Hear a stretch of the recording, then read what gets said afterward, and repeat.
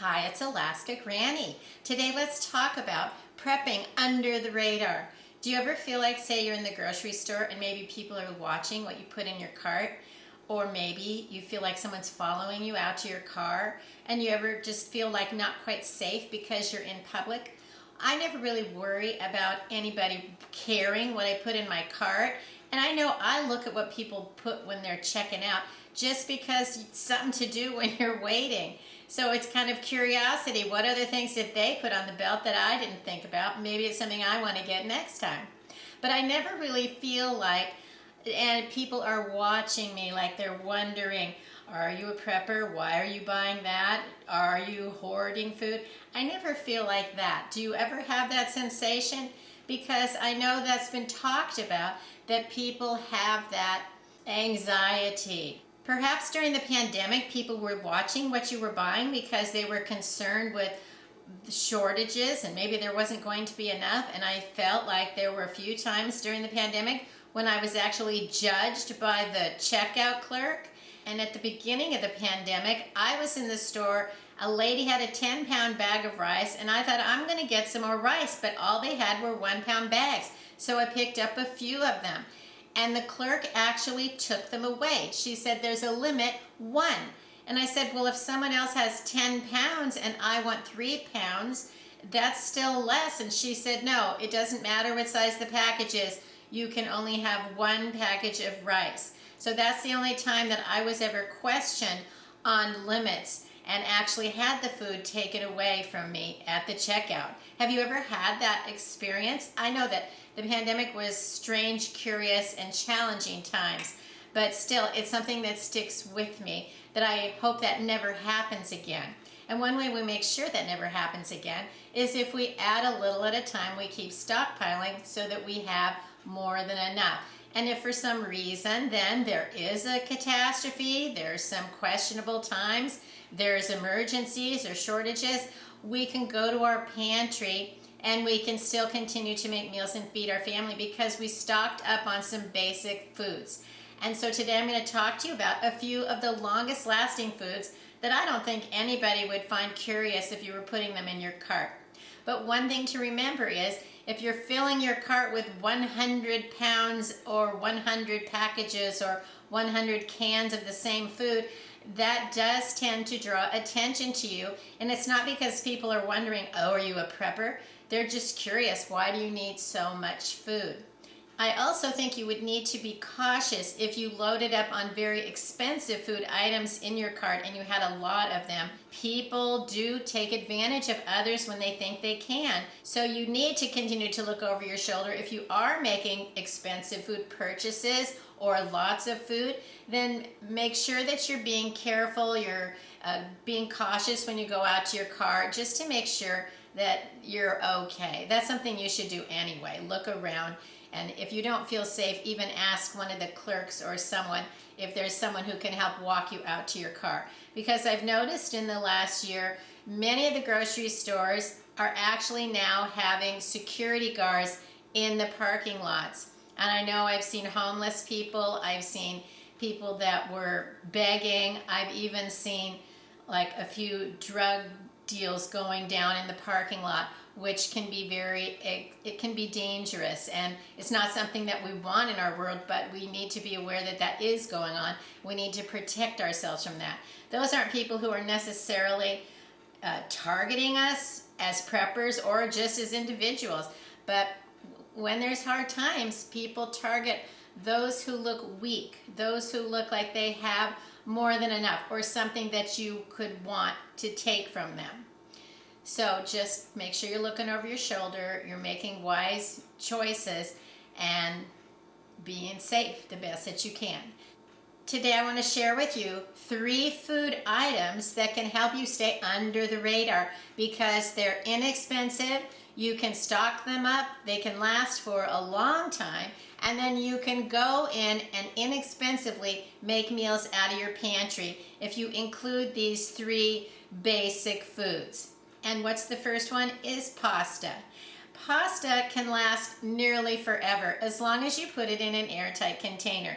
Now, if you just bring home a cardboard box or a bag anything could happen. It could get chewed on, it could get spilled on, it could get crushed, it could get infested with bugs.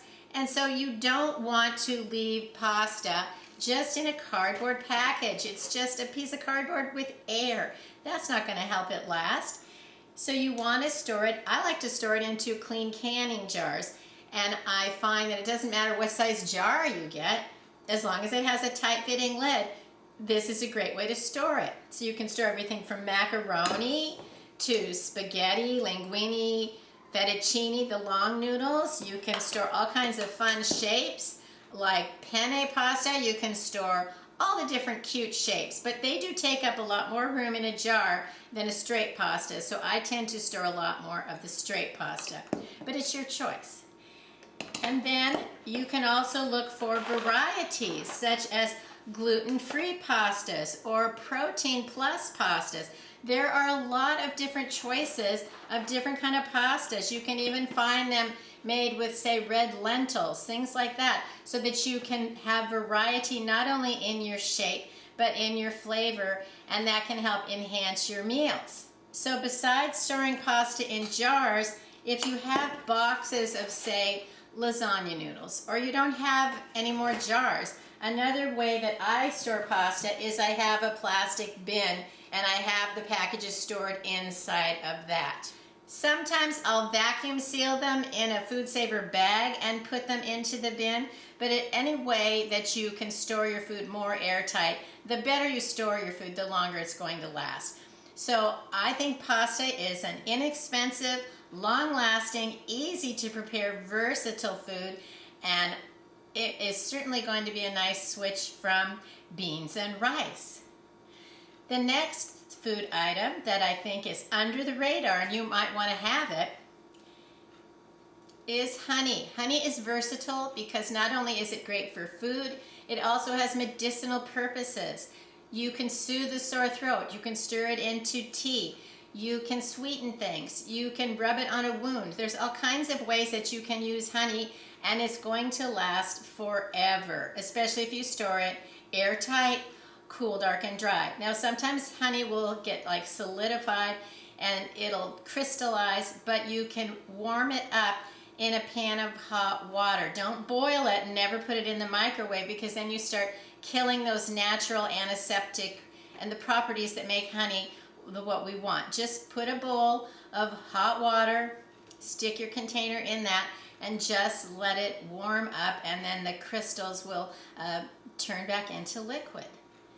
The third food item that I think would be fantastic for staying under the radar is fruit that's going to last the longest. We know that we love fresh fruit. We know that that doesn't last very long. We can get cans of fruit, but they tend to not last in my experience. The cans get eaten up by whatever's inside of them, and I've had plenty of leaking cans of fruit. And fruit is expensive in a can. You can also find frozen fruit, but that's not going to last that long either. So look for varieties of dried fruit. One of my favorites is the Walmart Great Value dried bananas. These are so good. You can get bags of them and put them away in your pantry, and you can tear them open and snack on them. They're just delicious. Plus you can stir them into oatmeal or muffins or baked goods, and they're delicious. Another dried fruit is cranberries or craisins, and they can last for many years, but airtight container. If you get a package of fruits such as the bananas, put them into something like a jar that's airtight. And then I tend to, as I use them up, I put them into smaller and smaller jars so there isn't a big gap of air at the top. You want it to be in a container that fits the amount of food that you have. So having a variety of sizes of jars helps you to keep your food more airtight. Raisins are also good. Look for the types of dried fruits that you enjoy eating, and these are the ones that I enjoy. And then for the very longest lasting, you want the freeze-dried that you can buy commercially prepared. For example, I buy the apple slices from the LDS, the Mormon Church, the Church of Jesus Christ of Latter-day Saints. You, I'm sure, have heard of it, and however you want to call its name, that's the one that they have a food storage program.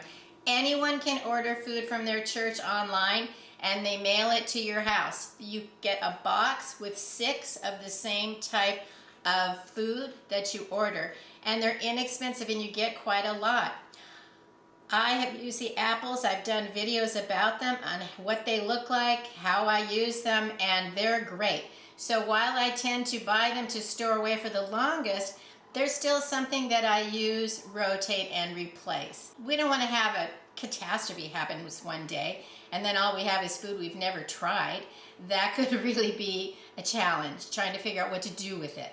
If you know that the foods you're storing are foods that you enjoy eating, you know how to use them, and then you do incorporate them into your menus, that's how you have the most success at food storage and prepping to have food for as long as possible.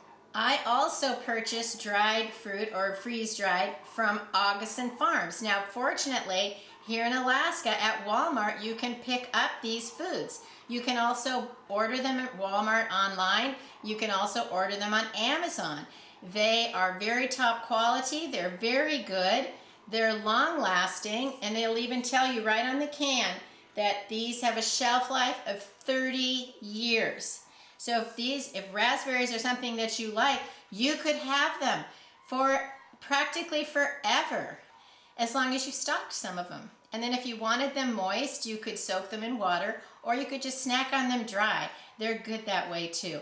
This isn't the only kind of fruit that Augustin Farms has. I have a lot of different kinds. They also have bananas, they have blueberries, and I forget what else, but I've ordered several of these. I have a lot of their different types of products, and I find them all to be very good. The prices do vary, so if it's something you're interested in ordering, watch it for a few days and see if the price goes up and down. It just seems to do that. I don't know why, but it's just the reality of it. So you can have it, say, look on Amazon or at Walmart, and then watch it for a few days, clear your browser even, or put it on your watch list, and then they'll alert you when the prices change, and then maybe that's a price that you can afford and you want to stock up. What can you do with these foods? There are all different kinds of things you can do with your pasta. You can take some macaroni, boil it up, turn it into a pasta salad.